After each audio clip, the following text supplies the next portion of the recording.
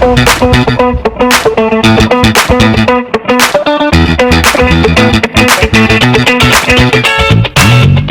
to the Better Outcomes podcast, where we discuss all things leadership, sales, and communication in Australian business. At Better Outcomes Training, we provide world-class training solutions for businesses who want to arm their teams with cutting-edge skills to lead better, sell better, and enjoy more success, purpose, and profit from the work they do. For a full breakdown of all the courses we offer, visit www.better-outcomes.com.au. There's also a link in the description. Now, on to today's podcast. Enjoy. Welcome, everyone. Back to the... What are you laughing for already? I haven't even done the intro. I told you I could do editing, but I can't edit this shit out. I mean, this stuff out. Welcome, everyone. Better Outcomes Training Podcast. Paulie's obviously in a good mood already. I might have tipped him off the edge just before we started recording. How are you, Mr. Harrison? I'm very well, thank you, Mr. Loader. And we're not official enough yet to refer to each other as with our surnames. So it's Paul and Craig or Paul and Cuz. How do you reckon that? Paulie and Cuz sounds good. Nice and relaxed. PH, whatever, whoever I'm talking to. How's your week been, buddy? Busy again? This week, God, these weeks are all blending into each other. Yeah, obviously we had Anzac down on Thursday, which was awesome. Did a bit of work on Friday, but what was it? Monday, Tuesday, and Wednesday. I was with clients, which is awesome. So yeah, busy week. It's nice, you know. It's a good workflow. There's a fair amount of work that I'm sort of that I'm having to reallocate to other facilitators as well, just because there is a lot of work that's coming in, which is awesome. But I'm grateful for all the work that comes in, and more grateful to have just phenomenal clients. And mate, I know that you're going to be echoing what I'm saying, but this podcast as well, it's still very new. But as far as the feedback that we've got from people, it's just been absolutely phenomenal. It really has. This is just. This is you know, two guys talking about stuff for business and stuff like that, and just the feedback from so many people. I mean, just awesome, absolutely awesome. You know, so long may it continue. And again, I appreciate you hosting it and all the work you put into this, mate. I really do.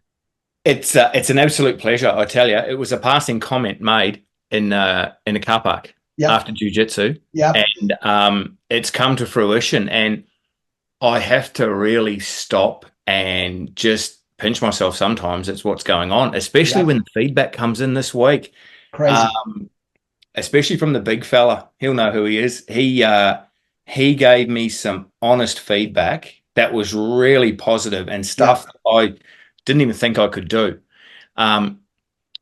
And from the other people as well, thank you all very much for all the feedback we get and the likes. It's good to know that we're helping people. And the funniest part is, or the strangest part is, I guess you could say, is that people. So I've had a couple of comments where, this is more of a mindset and a lifestyle kind of a podcast as opposed to a business one. So it's amazing how the stuff you talk about is so relatable to life. It's not just the business world that this can be used in, especially what we're going to talk about today.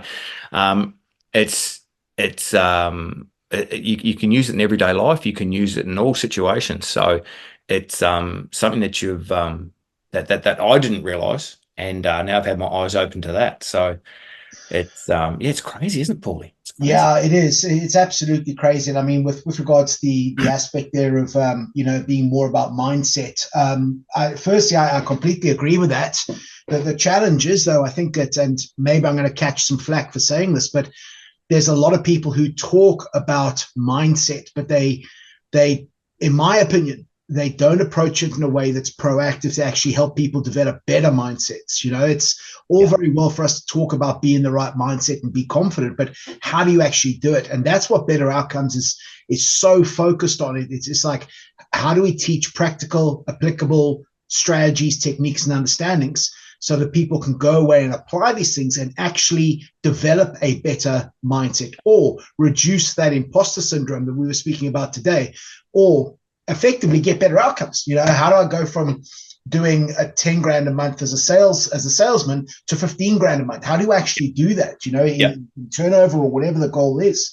It's real world stuff that I love the way that you can always relate it back and make it very teachable in terms of practical application. I think it has to be, mate. I really think it has to be. And as a trainer, I think without a shadow of a doubt, we can come in and talk, whimsically and hypothetically about stuff that in theory makes sense, but practically there's no application. There always has to be application. Otherwise, it's just a motivational speech. And that's one of my concerns that I have when it comes to, talking about mindset and motivation. There's a lot of people who talk about mindset and motivation, and maybe you leave feeling quite charged up, but it's how do you actually stay in the right mindset? How do you motivate a team? What are the core components? And you have to be able to teach that. If you can't, you're just talking about stuff that people already theoretically know, but you're not getting any closer to applying it. Anyway, I can feel myself going to a rabbit hole on that one. But, as we get into that aspect. Well, the topic today, funnily enough, I've already bashed on about it a little bit, is we want to talk about understanding people and getting better at understanding people and then getting better at connecting with them. Now, this is one of those topics that can work for sales. It can work in any type of business, personal relationship, works right across the board. Mm-hmm. It's something that we've touched on a few times. Me and you talk about it quite a lot, and I think it's getting lost a bit now, the art of really connecting with people, and learning how to communicate with them, but also understanding them, understanding where they come from, what they're doing, what they're about, those kind of things. So if we want to try and break it down for starters, we'll start with let's talk about what we mean by these two things. Beautiful. Understanding people and then connecting with them. Give me your thoughts on those. I'll tell you what, you start with this, mate, because I love your concept. I love your take on this, and then I'll give my 2 pennies worth on this. What are your thoughts on that? Understanding people you have to put yourself in their shoes. They're both these things, understanding people and connecting with them. You've got to really, the first thing is you've really got to listen to them, pay attention, be present with them, and have a good hard think about what they're saying and where they're coming from, especially when it comes to understanding people. Mm-hmm. Understanding people doesn't mean you have to agree with them. Yeah, perfect. It doesn't mean you have to side with them. It may turn out that you do. It may turn out that they've got some of the same beliefs and motivations and interests as you do, which is fantastic. But understanding people is understanding what they are, who they are, where they're coming from, that kind of scenario for me. Yeah. And then connecting with them is being able to harness their beliefs, the way they see the world, what they're on about, and then finding something relatable to yourself and connecting with them. That's about as simple as I think I can put it. Yeah. And as always, we don't want to try and make things too complicated because it's easy to do. As far as I'm concerned, the genius is in simplicity. Anyone can make anything harder than it has to be, right? So that's where I'd come at this from. Understanding people is, and like I said, you don't have to agree with it. You don't have to, which I think is there's a lot of polarization, a lot of problems going on where, I like this footy team, well, I like that footy team. We must be enemies. Yeah.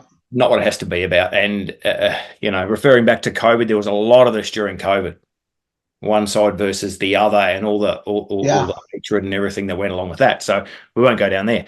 But that's where that starts from, with understanding, and then connecting comes straight on the back of that. If you get them both tied together, I reckon, we'll speak about why it's so beneficial later on. But that's where I come at it from. What's your point? What's your point of view on this? I like that, and I'll jump in on that. But you said a little bit earlier as well that it's becoming more and more difficult to understand other people or what have you. Made some reference of that a little bit earlier in the conversation. Well, what do you think the challenges that people are dealing with? And I know I'm putting you on the spot, mate. It's not an easy question to answer. No, but what I mean by that is, it seems that people are having more trouble connecting with other people. it's like maybe they've lost a bit of communication skills, social skills, a lot of it, because there's a lot more online, like what we're doing right now. Yeah. You know, so you're only really getting a snapshot of that person's life. You're not kind of involved in it completely. You're on there for 40 minutes or whatever it is on a Teams meeting or a Zoom call, and then you're off again. So I think there was a couple of years there where we lost a lot of our interpersonal interaction. And I think some of this is stemmed from there. So I think that's why there's a lot. My daughters talk about it a lot in their workplaces. They're younger, and they say there's a lot of people who struggle and communicating with others, and also put up walls. Like they put up barriers. They don't want to communicate with other people. So I think it's a pretty hot topic. Yeah. Yeah, I think I would agree with you. And I think that the aspect of, and I don't know whether it's improved or whether it's broken down, but I certainly am aware it's getting a lot more, profile. Maybe I could use that term. It's been spoken about a lot. I think it's social media might have a hell of a lot to do with that as well, because what you tend to find is that people start forming silos with regards to their thoughts and their beliefs around certain things. You know, anything that's polarizing, be it Brexit or COVID or politics or what have you, it's not difficult to find people who disagree with you online. It's not, difficult to find somebody who agrees with you. And the crazy thing is, I think that in that circumstance, you can see it. You go out and you can see it. You know, you can see people getting locked in a debate that is with somebody they've never met before, somebody they're very likely never to meet with. But if you and I have a difference of opinion, you see people telling other people, just go and educate yourself. And that is so stupid to say, because if they go and educate, so, okay, well, where would I start? Well, try Google. Okay. And what do? You type in what you believe, and you will find references that make that true. Precisely. So I've done my research. I've got my confirmation, my cognitive dissonance, my confirmation bias, whatever it is.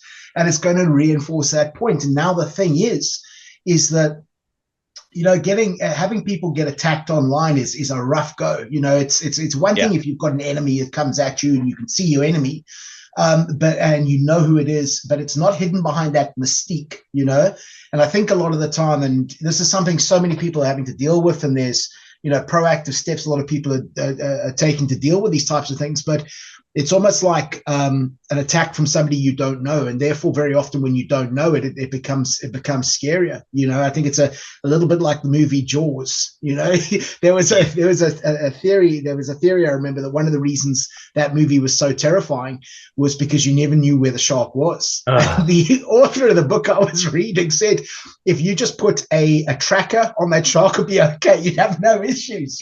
Because don't worry, he's just down the beach. We're not going to worry about him today. Okay. Right, that's right. Cool. Yeah, like in the movie where he's going along and they've got all those buoys on him, those barrels. Yeah. Oh, God, sweet, there's a shark there. And he goes underneath the water and oh my gosh. But I think that what happens then is people have clashes online. They disconnect from each other. They block each other or whatever they do. And then from there, you only get reinforcement of your own beliefs and your own thought processes from people that you share similarities with. Now, that's where I think that there's a challenge. And I think I think this is, it's not the majority of people that get involved in these things. It's maybe very strongly opinionated individuals who will get involved with that.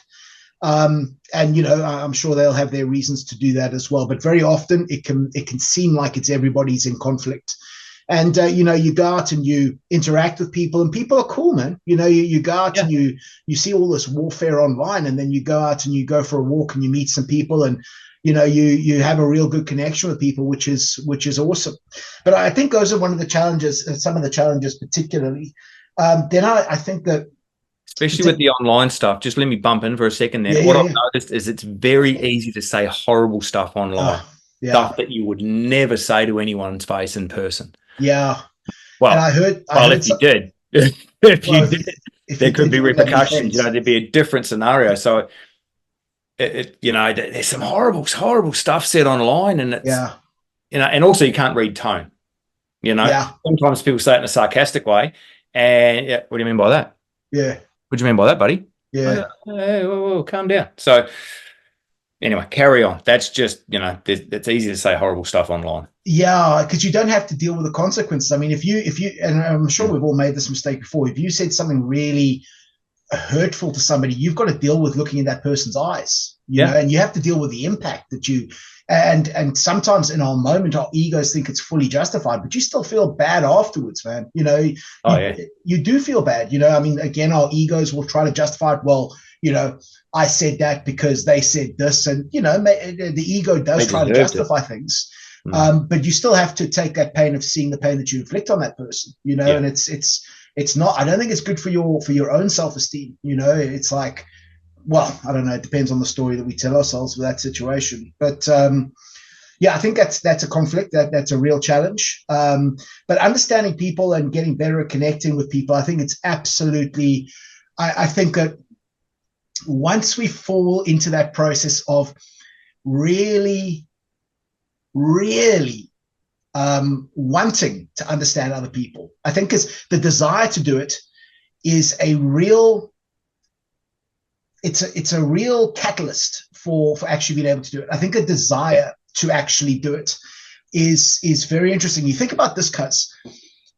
Whenever I'm teaching people to create what I call communications empathy, which is seeing the world through your target audience's eyes, I give them an exercise to do, and it's actually a mantra to keep on front of mind. A lot of my clients will know about this, but I akin it to, I say it's like when you undertake this exercise and you start really listening to people, then people become, firstly, they become fascinating. Secondly, I ask the question, how many of you enjoy people watching? And the vast majority of hands go up, okay? The vast majority of hands go up.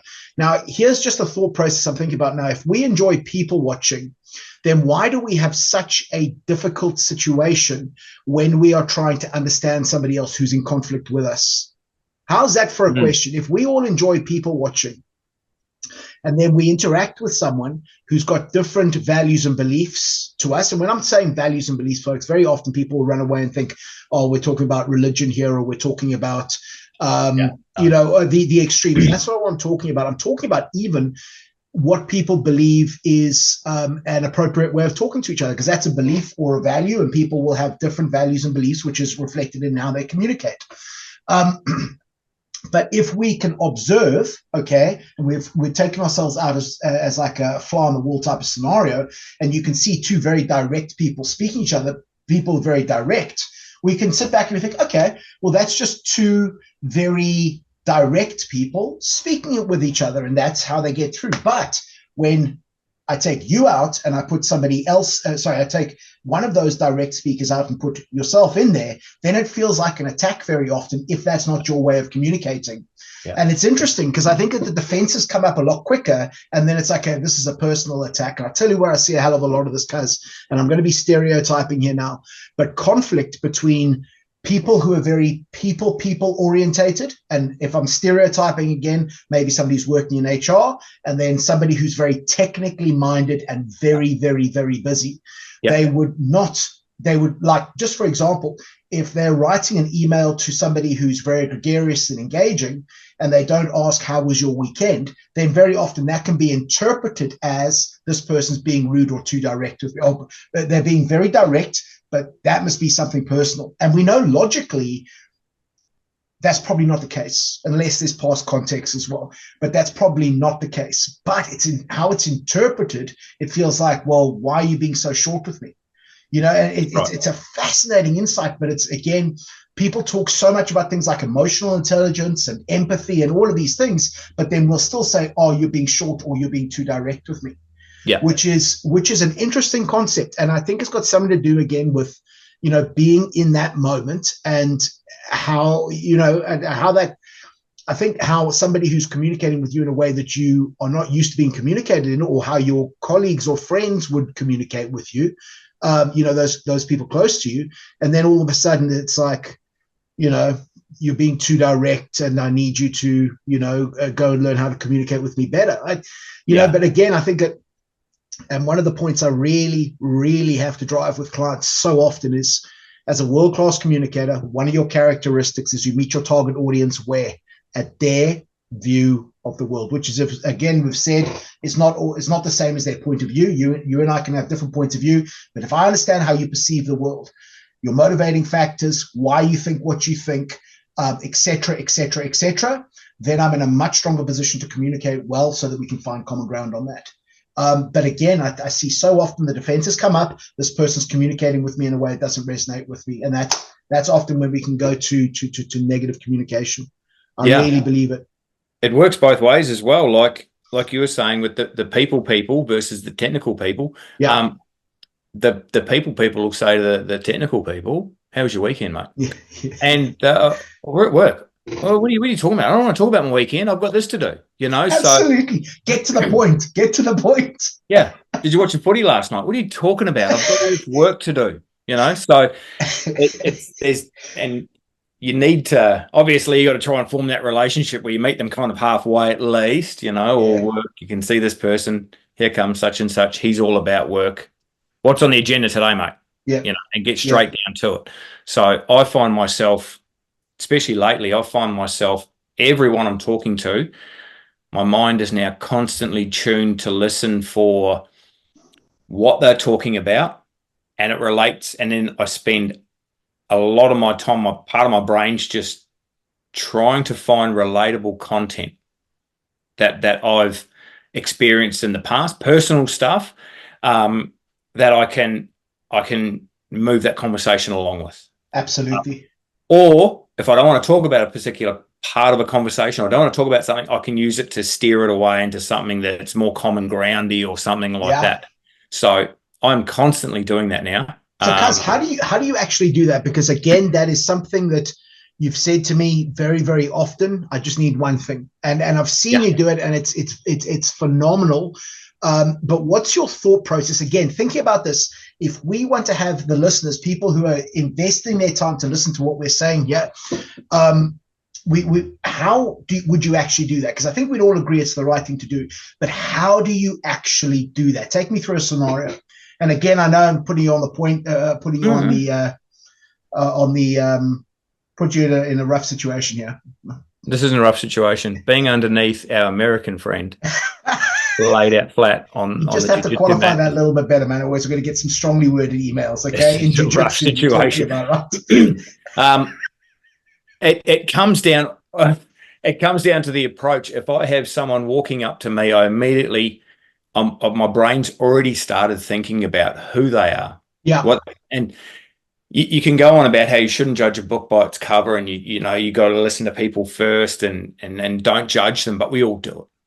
We all have preconceived notions of the way certain people may be by the way they look, or what their job is, or what they're doing in a certain situation.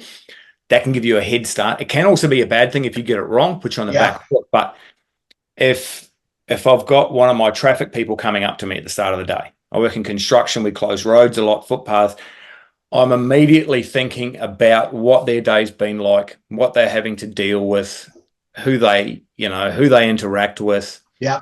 And I'm trying to align with that straight away. Straight away, I'm trying to get on side with them. And then it comes down to, if I'm conversing with the person, I'm really listening to what they're saying, trying to add up all the clues, the body language. I've been around a fair bit. And as we all have, we've all got our own experience, which is all unique to us. And there's so many stories inside all of us, so many bits of common information that we don't think is common, but 9 times out of 10, you can find a relatable piece of content that you've come across that you can use to talk to this person about, whatever it is. And it may just be a passing comment that they make. And, I had a hard weekend. We were rolling on Saturday, and, you're rolling? What do you mean you're rolling? Like, rolling at jiu-jitsu. Oh, really? Bang, doors open, or, I went to a concert on Saturday night. I had a late night. I was at a concert. Oh, what gig? Yeah. What gig? Beautiful. And you stop them on there. You ask them, I went to a rock concert stuff. Oh, I love rock bands. Talk to me about it. And they're like, oh, this person's actually interested in what I've got to say. Yeah. Now, you may not be. You may not like rock music. You may be like yourself, like Taylor Swift.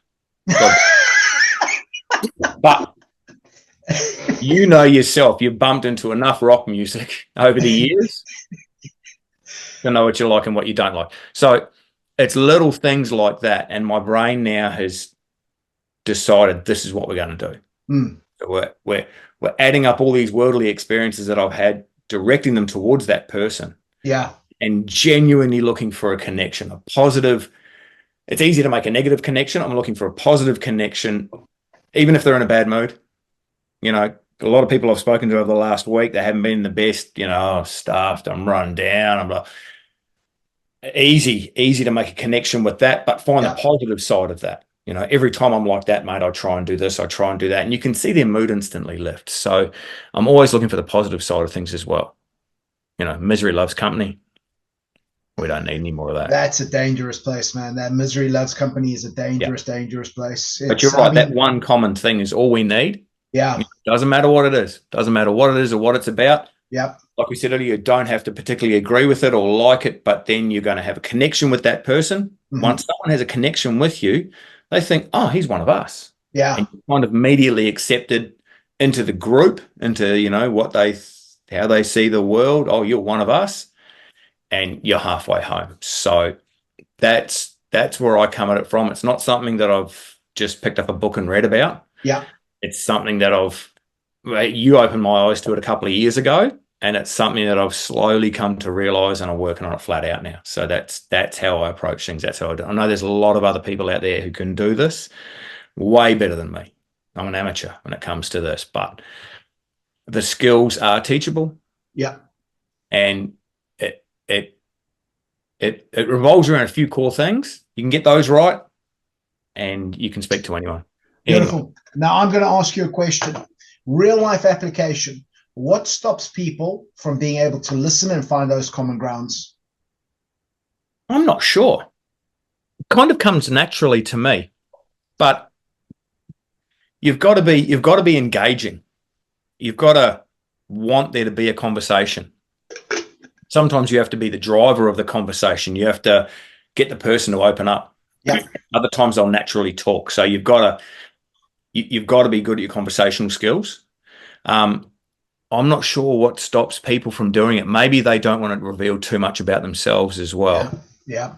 Maybe they're shy. Maybe they're not good with personal intercommunication. Usually they're the most fun people I find talking to, because there's so much gold inside those people. There really is. Well, people who don't like sharing. That's where the gold lies. Really? It really does. Okay. People who don't like sharing, people who are shy, people who don't really, get out there and do a lot. If you can get those people to open up, there's worlds of knowledge. There's such interesting facts in there. It's fantastic. Why do you think that would be? I think it's because a lot of people who are shy don't realize the value that they have, that all the what they think is common knowledge and nothing interesting, it's just boring stuff that I've got. It's not. Yeah. It could be a revelation. Absolutely.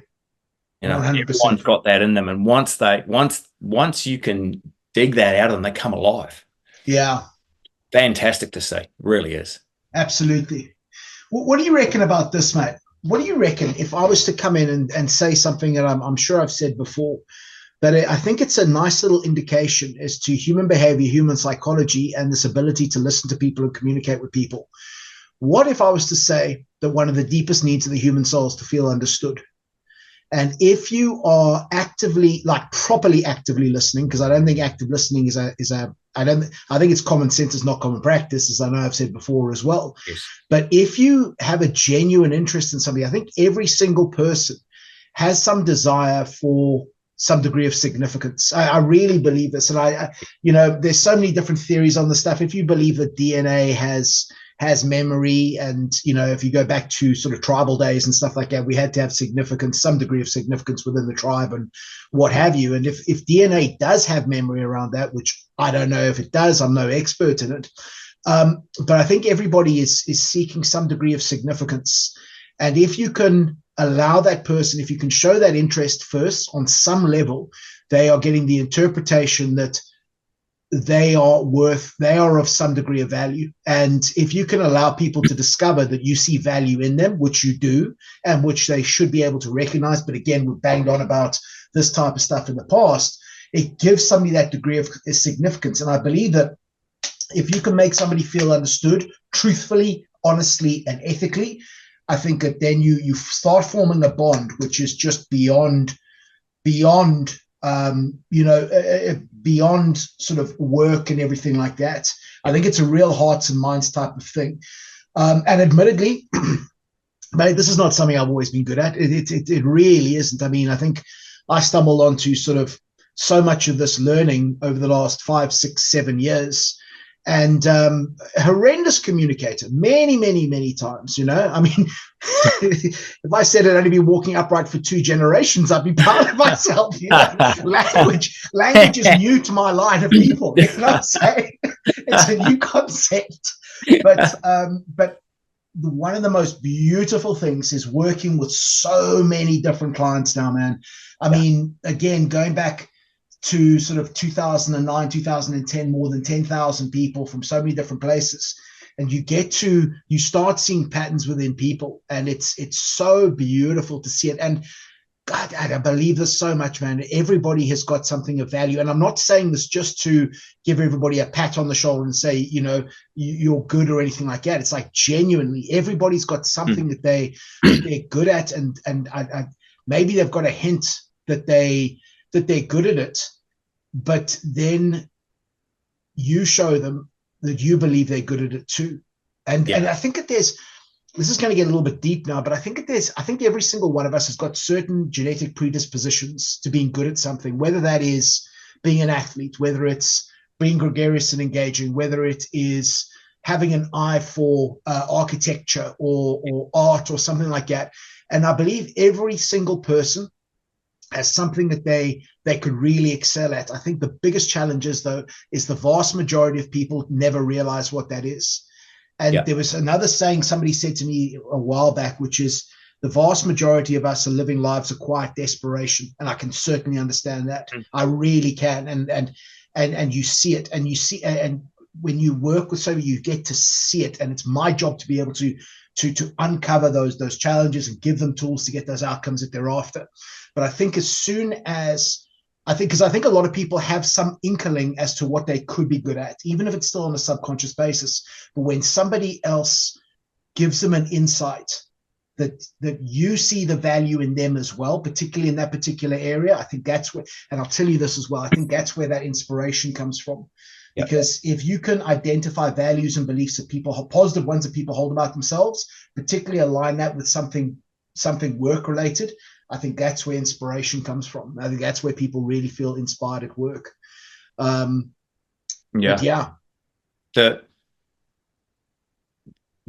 first bit about people wanting to be understood, again, it's got to be quite simple. We're all pretty much the same. We all go through roughly the same kind of feelings and the same kind of trials and tribulations in life.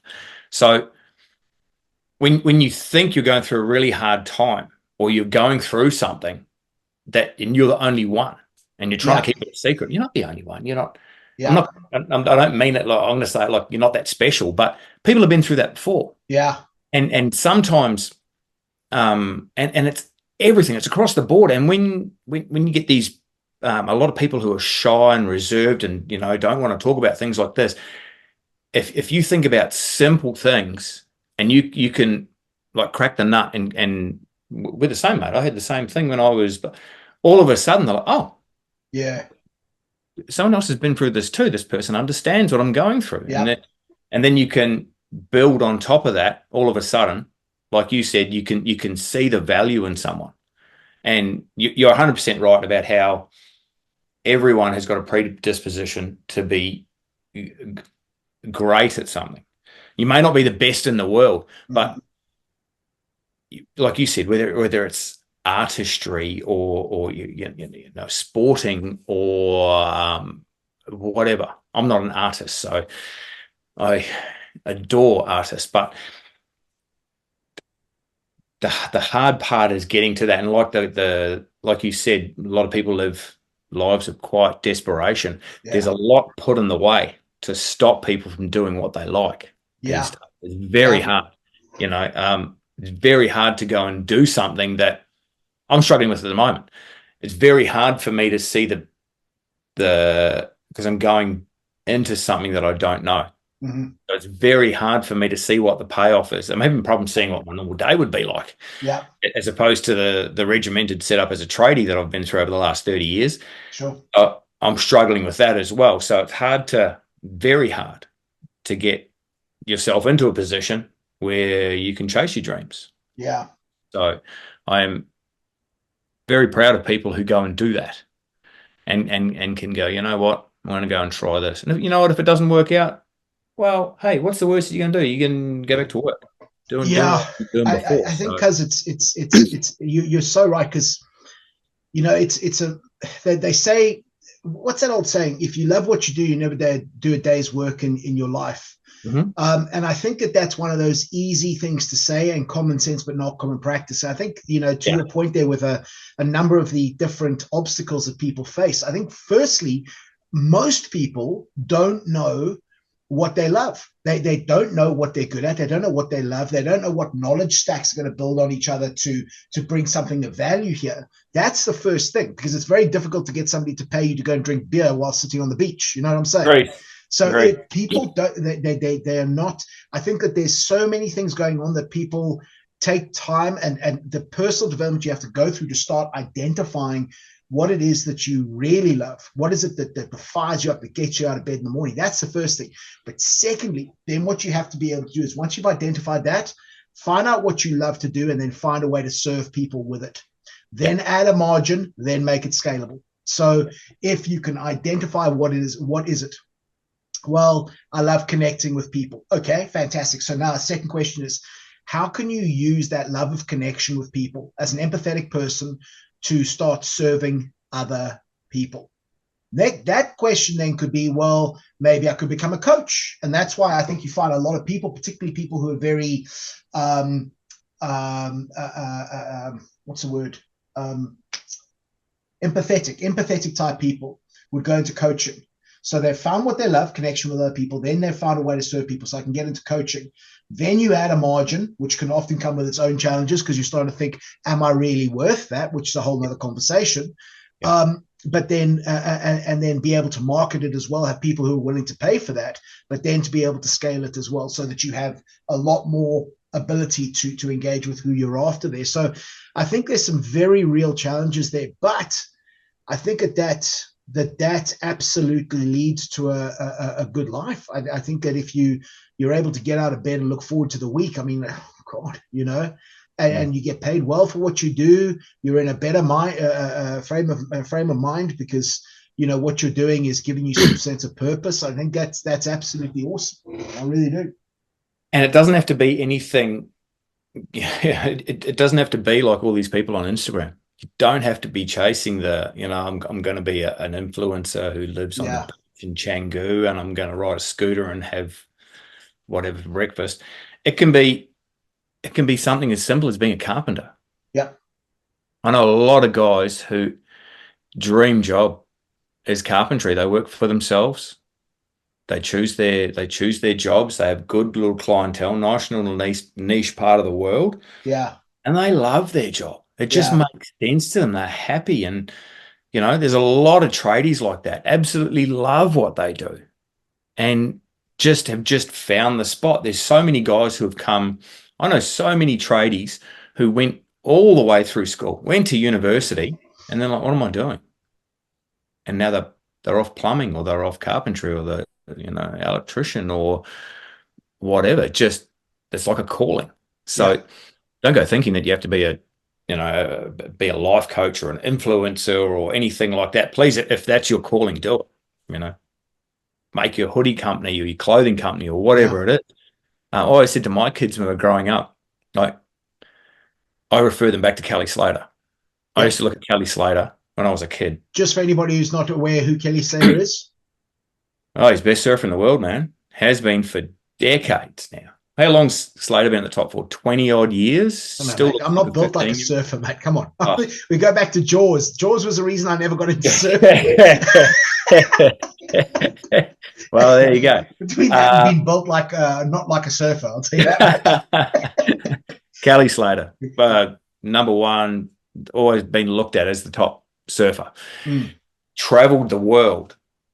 I listened to an interview one year where they said, you've got the best job in the world. He said, I don't think so. I spend all my time in hotels and most of my time in airports. Yeah. Oh, geez, that sounds terrible. Yeah. Oh, that's horrible. Get to spend your time at the beach surfing, but he did what he loved. Now, there's downsides to every job, but I used to say to my kids, what happened if you ended up like that? Yeah. Doesn't it? Could be netball, it could have been cricket, it could have been, writing books, whatever. You love your job and you're getting paid to do it. There's not too many better things, I don't think. Yeah. Yeah, I think it's a real blessing. It's not something that, again, that a lot of people will identify early on. It takes a lot of work. You think about it, it's like, and maybe it takes so long to bump your head to realize that what you're doing is not the right thing. You have to go look for something else, Yes. But I think that it's because you think about it, you go to junior school, then you go to high school, then those who academically inclined enough go off to university or trade college or, college or what have you. And imagine at the age of 18, deciding what you want to do for the rest of your life. It's like, if you can do that, I have the absolute utmost respect for you. But I think everybody listening here, if they put their hands on their hearts, they thought about who they were when they were 18 compared to who they are right now. I don't know if that's the same person. You know what I'm saying? Absolutely not. I have utmost respect for everyone who makes that decision and says, at 18, 19, straight out of school, what are you going to do? I'm going to go and study for the next 4 years on something that I don't know much about, and we'll see how that goes. And so hats off to them. I couldn't do it. I didn't do it. No. So. Circumstances, brother. Circumstances, exactly. Now, connecting with other people. Yeah. We've talked about understanding them. Yeah. And, which is what I believe to be the hard part. Now, connecting with them runs right off the back of that, as far as I'm concerned. What are your thoughts on this? Well, I think firstly you have to. I think understanding people is a skill set, which is the more difficult part of it. Because I believe the closest thing you can get to really understand someone is firstly get out and meet as many people as you can. Because I think, and you and I have both worked in hospitality and stuff like that, and with big numbers of people, and you start getting a deeper and deeper understanding of different people, and you start seeing certain trends, and I've seen this type of thing. You think you see that before, but I think really being able to listen to people's words, that's the closest you can get to it. Because when I listen to your words, then I can get an idea of how you think. Okay, and it's like, again, I'm sure I mentioned this before, but if you're using a lot of structured linear language, my guess is your thought process is quite structured and linear. Okay. And I know that's an over dramatization for this. If you are using a lot of big picture animated language, your thought process is maybe a little bit more out the box thinking. If you're using negatively loaded terms versus positively loaded terms, I understand how you perceive something. And it doesn't mean that it's a value judgment or anything. It just means I need to be able to meet you at your view of the world, what's going on there. Okay. So I think that's a big challenge because, again, particularly in contentious situations, I think that people start fighting to get their point across rather than actually listening to the other person. And if I can genuinely listen to you, if I can really listen to you, I can start picking up on, and folks, this is not something that happens overnight, because it's as with any skill set, it's something we have to develop and evolve. But when you really get good at this, you start picking up on subtext, terminology that people are using. Even when you're talking to somebody who's using who's speaking English as a second language, you can start picking up what they really mean by that terminology, because very often the words would come out formed in the structure of the mother tongue language, and you can start picking up on that, and you can start changing how you talk as well. And I know certainly in Germany, I got pulled up on this when I was working in Germany by the translators, just with regards to using my language in a way that was more conductive to German speaking, okay? Because English structures and German structures obviously are very, very different there, which was helpful because I understood Afrikaans, obviously speaking Afrikaans, and there's similar structures there with regards to where the negative term goes and stuff like that, which was interesting. But you really start to pick these things up, and you can also start picking up a lot of the time on people's subtext. Like, what are they actually saying to you? You know, you're hearing words, but there's something else going on behind this. And if you can start being sensitive to that or aware of that, then you're going to be closer to making that person feel understood, or being able to approach them in a way that's going to get better outcomes effectively with your communication. Especially when I think people shy away from it a little bit. And confrontational or disagreeable people, they tend not to want to engage with them because they're scared that the outcome may lead down to, say, fisticuffs or something like that. They're worried about that. Whereas people who are disagreeable, if you listen to them, especially when you're engaging in a topic, when you're coming at something from both sides. If you really listen to what they're saying and try to take it on and then see the world from their point of view, see the problem from their point of view, generally I find you come out with better outcome than what you had at the start. Absolutely. So you're making them feel understood. I think that's something that's lost as well. You know what I mean? Like, people back away from that and just let that disagreeable person have their right of way. Now, that's not always the best bet. You know, unless you're the number one bloke at the company's all about you and you know what you're doing and you're just there to have some yes men and tell you what to do, that's fine. But if you're looking for that engagement, if you're looking for that the best outcome, you need to have a little bit of an argument, not so much an argument, a little bit of a brisk conversation around, hey, a bit of pushback here, mate. 9 times out of 10, you come out with something better. Why would you say it would need to be a brusque conversation or a brisk conversation? Why would you say it would need to be like that? Because I agree with you. And I agree with you that that's the perception a lot of people have. I also agree with that potential fear, that underlying fear of heavy confrontation and maybe potential physical. Although I've got to say, particularly in the workplace environment, we don't need to say this, but we are saying this, folks. But obviously there's the duty of care that's owed to you, of course, by the employer and everything like that. But certainly having been involved in a number of very, very confrontational conversations, in my time, why would you say it needs to be brusque from both sides? Because I'm interested in this, because I think there might be another aspect to this as well. The pushback, you know what I mean? Just the pushback to make sure that you get your point of view across as well. Your idea in there too. Especially if you've got, like we always talk about, you got value in you. You're sitting at that table with that person for a reason. You've got good ideas, good stuff. You're there for a reason. Heated debate, arguments, difficult conversations, they're not a bad thing. Especially if you approach them the right way, you keep your frames in the right manner, you get both people on the same page and working towards a good end result. It can be quite a good discussion. Absolutely. Not something you should shy away from. No, absolutely. I mean, I think a lot of the time, but again, confrontation scares people, and it does get people into those one of three things: defensiveness, aggressive, or shut down. One of those, the fight, flight, or freeze type of scenarios. How about this for another aspect, particularly for those for those people who may battle with this type of thing? How about this for a thought process? Let's say you're dealing with a really disagreeable person. Now, teams need people who are disagreeable, because everybody's too agreeable. We just don't get nothing done. We don't get anything done.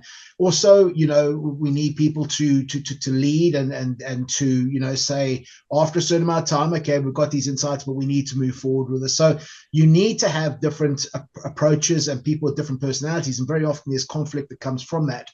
But here's the thing. What about this scenario if you're dealing with somebody who's highly disagreeable? And when I will use this approach is when somebody is emotionally, I'm not going to use the word triggered, but emotionally stirred up, and they're emotionally heightened.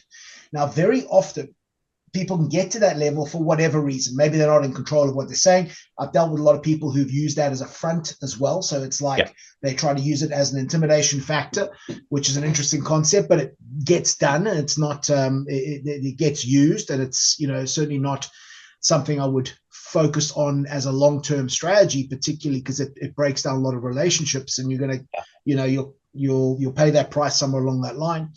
But with that said, understanding this as well, if you're dealing with somebody who's truly, and I'm going to use the term outraged, and I think I see this when I'm training people who work in customer services role, and let's say that they're talking with a customer who's been let down by another department, and this customer is giving them both barrels. I mean, like really going at them. One of the concepts I try to give to my clients is to understand this, that human beings are deletion creatures. And by that, I mean, we can't stay in one emotional state for any degree of length of time. So if you're in a highly negative, and what I do is I put a big positive and a negative on the board, and it's like a pendulum. So if somebody's really riled up, they're in a massively negative state. The understanding that the human being can't stay there. You can't stay there. No. You try to be massively outraged for 5 minutes, you're going to get broken down, and you are going to become exhausted because that adrenaline's flowing, everything's going. Of course, I'm not condoning this, but this is what can happen. And people go from that negative state. It's not easy for them to stay in that place, and they then go back to maybe some degree of neutral, or maybe a little bit more degree of positive, because now I've let this all out. Then also the factor comes in with maybe I shouldn't have said what I said. So people do battle with that guilt aspect, even if they don't seem like they do.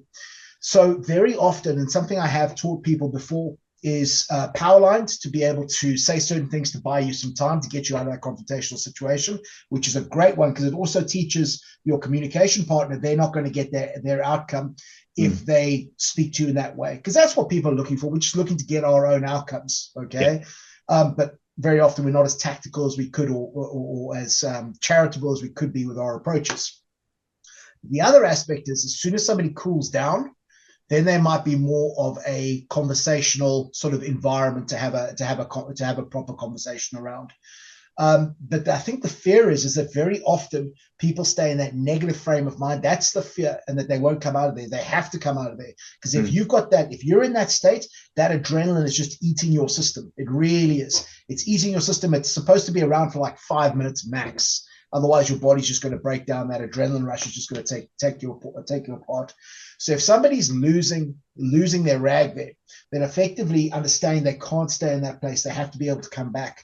And very often, if you can get some time out or what have you, then you can come back and be able to deal with them in a more rational state after that adrenaline has paid out. And again, it's not something you would ever endorse that you act like that.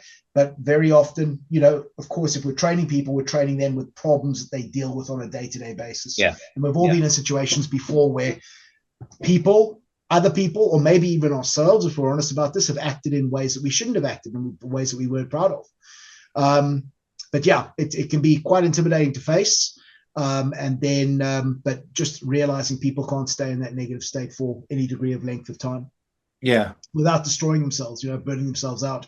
Yeah, it's not something that, it's something that I've crashed into over the years, on many occasions, and seen all different types of ways of handling it, but that's the best way. Yeah. Let them blow their steam off, asking them halfway through if they're calm never calms them down. Yeah. Yeah. Sitting there with a smile on your face saying, "Are you done yet?" is another one that doesn't calm them down, but again, I'm just mucking around. It depends on the situation. Letting them blow that heat off for whatever reason is probably the better bet, because going at them at loggerheads, you're just going to keep raising the bar. You play ball, you go head to head with a ball like that, and you're going to come away with concussion. Nothing good can come from it. And the thing is what people got to realize as well, man, is that there's a reputational cost with that approach as well. And you look at small marketplaces. the small business markets, and when I say small, I'm talking about national. People get reputations, and if you've got a reputation of being somebody who's not workable, who's not somebody you could work with, then you're in a rough go. You're having a real rough situation. The world's a lot smaller than it used to be. Yeah, absolutely. It's so your reputation precedes you, and it's something that you want to keep and hold in the highest regard. Cuz, here's a question for you. That I'm keen to get your insights on. If we've got somebody listening to this call right now who's had that problem where they've gone to that real angry state, that's what they've done. How would you suggest they stop doing that? They have high profile confrontational meetings on the regular, and they found themselves from time to time going to that negative, overwhelmed outrage stage. How would you suggest they stop doing that? What do you reckon? There's something else underlying that's causing that. It has to be. Go on. If you're either in the wrong spot, you're in a terrible spot, whether it's a toxic environment or something is not right. You've got to stop and have a good hard think about why you're flying off the handle. You really do. If you're constantly wound off the end, having high profile meetings, and maybe you're using it as a tool, maybe that's your coping mechanism for something else. Yeah. So maybe sit down with someone trusted and have a good discussion around what's going on, because it's not viable, it's not sustainable. Like you said, it's not something that, look, we've all flown off the handle. If you've known me for more than a couple of years in the workplace, I can get wound right off the end, but nowadays it takes so much, and I have to be in a really bad mood to start with. Maybe I haven't got any sleep or something like that, but it's gone. So what's the difference? What's the difference then that you've been through that has made it gone, to use your term? Mate, I know I'm putting you on the spot, but as somebody who's observing you going through this journey, I think it'll be very valuable to a lot of other people here. It's nowadays I can cope with it a lot better, because I know that it's not the way to be. There's no good outcome down that road. Yeah. So the yelling and the screaming, the intimidation, the my way or the highway doesn't work. It's like the carrot and the stick. Yeah. It never works. Yeah.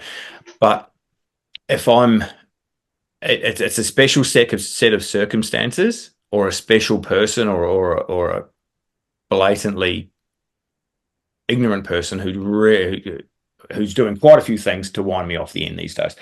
And it takes a long time to get there. I've noticed all the signs of when I am starting to get frustrated, or when my mind is. I learned it from David Goggins, actually, when he said something along the line when his mind's like out of control, when he can't hold a thought, when it's just like bouncing all around. I think he uses the term as like his mind just goes spastic. It just will not hold a thought. I recognize on a long time before I get to that point now that, man, I'm tired. Okay. I've had enough. And that comes back to having a good relationship with myself. I used to have a horrible one with myself. Yeah. In terms of how I spoke to myself, and how I treated myself, and what I thought of myself. Yeah. It's been a long process to realize that there's nothing good, and realize the triggers along the way, and then start putting in stop gaps. Beautiful. So you're noticing early warning signs, yeah? Absolutely. Noticing early warning signs is little bits like, this person's starting to annoy me. Why are they starting to annoy me? Yeah. What's good about me that this person's starting to annoy me, or what are they doing? You know? And especially if you're in a work environment, when you first start to notice it, if it's something that they're doing on purpose, or maybe they're not even aware of it, you just go and make a comment about it and see if you can't get them to stop it, or it's going to be a hard conversation. Maybe you change things up, move your desk over the other side of the room, whatever. But if you let those things build and build and build and build, end up in that spot that you don't want to be in, because I guarantee anyone who's flying off the handle, like you said, 5 minutes later, damn it, what did I do that for? you got to get those cutouts, those triggers, realize what's happening, step back, even if it means writing it down, thinking about it, writing it down. Yeah, I like that. I'm starting to feel this. Oh, what's going on? I know what happens next. Let's break out. Let's go and do something. Going for a walk for 5 minutes, fellas. Back in 5. Get us a coffee. Something like that is all it takes. So, but that's taken me a while to recognize those points, and not that I always flew off the handle, but when I did and got upset by it, this has to change. This can't be the way. If the price you have to pay becomes too big, that's where human behavior changes. Absolutely. If we're honest with ourselves, if it's like you've flown off the handle and now you're on your third warning from HR, you've got to make a choice here. Do you want to go find another job, or do you want to change your behavior? And I think a lot of the time, and certainly this is something I've fallen into, and I'm sure probably everybody else here listening to this, is we allocate blame externally. It's like, well, I dislike that person so much. But the truth of the matter is, I'd say that's very much a fixed mindset around certain things. Here's something else as well, and I don't know what your take on this is, mate, but I heard a beautiful saying the other day, and this is something that really becomes clear when we really are able to actively listen, because I think there's a lot of boundaries, things that stop us from actively listening and understanding people. The more you understand someone, the easier it is to like them. Okay. And I think that the reason that there's conflict a lot of the time is we tell ourselves stories about this person that haven't even happened yet. And it gets bigger and bigger and bigger and bigger in our minds. And it's like, then you've got this monster in your mind, which is not really there. But again, coming back to that negative hardwiring of these situations, and no one wins the situation. Nobody wins it. Because if you've had conflict with somebody, I can guarantee you they're telling themselves the same story about you as well. But here's the thing. That's when that stuff stays with you when you finish up work. You go home, you go home and you're stressed after work, and I hope everybody works hard, but if you're dwelling on that, it gets bigger and bigger and bigger. So I like the point with regard to changing your environment, starting to focus on something different. But here's the other thing as well is if we only have one way of dealing with a problem, then we have to deal with it that way. So if somebody's just dealing with aggression or shouting or what have you, then that's the only way they can deal with it. And somewhere along the line, you're going to run into a bigger monster. People do things, I think, a lot of the time they do it to get their outcome they're after. But if you only have one approach and you come up against a real monster, you're not going to use that approach. You certainly won't use it twice. I'll tell you that much. Especially, especially when you think about the fight or flight. So when you're wound up, you lose, what is it, 31% of your cognitive ability. Staying calm allows you to see so much more and accept so much more. It's hard in some situations, and like I said earlier, it's something you've got to learn to deal with. But it's just quickly on that, it's like any habit. You've got to get to the point, I believe, where you want it to change. Whether it's an eating habit, an exercise habit, a growth habit, a learning habit, you've got to get to the point where you want to make a change. Or you're forced into making a change. One of them. And then you dissect it, you have a look. You can't do everything in one go. You can't, I want to look like Arnold Schwarzenegger, right? That's not going to happen tomorrow. It's all little small steps all the way up a big long hill to get to the top. And you got to start to love that journey. So that's changing that up but when you can stay calm, you get wound off the end, you lose 31% of your cognitive ability. 9 times out of 10, like you said, you're 5 minutes later, all the adrenaline's gone. You're like, oh God, what did I say that for? Yeah, exactly. Else. Could have said this, could have said that. That person was right. I wasn't even listening. So now, while we're on that's part of the reason why I think understanding and connecting with people. I think the best part of this is why is this worth the effort? Wow. You know, why is it worth the effort of going to all that trouble to understand and connect with that person? What possible good could come out of it? In my point of view, it's a much better outcome. It's a much smoother road. It's a much smoother relationship. Yeah. Whether you're dealing with that person for a short amount of time, maybe they're making you a coffee in the morning, or they're selling you a ticket to the bus, right through to you have to work with this person every day for the next 10 years. If you can understand them, connect with them better, the relationship's going to be smoother. If the relationship's smoother, everything around it's smoother. There is no toxic workplace if everyone's kind of getting along. You know it yourself. Some of the best places you've ever worked with may not have been your ideal job, may not have been the best pay, but the people there are awesome. Yeah. Because everyone gets along. So that's kind of why I think this is all worth it. This is part of why you make the effort, yeah? Is that what you reckon? Yeah, absolutely. I think at the most base level of it is it's going to be less stress for you. Yeah. Because it's not easy to develop these skill sets to understand other people and, why they think like how they think. Because, and the truth of the matter is, man, for all the talk of this empathy and all of that great stuff, it's good words, but how do you actually do that? Because if you understand somebody else's view of the world, you have to have lived through their experiences, because that's what shapes things. Whatever you put in your eyes and your ears is what shapes the way that you see the world. And so that's near on impossible. You and I could have had some similar experiences, but we're never going to have exactly the same experiences. Never. So these skill sets, they develop, they take time to develop, and there's a financial investment if you educating yourself through training or buying books or audio books. There's a time investment, all of this stuff.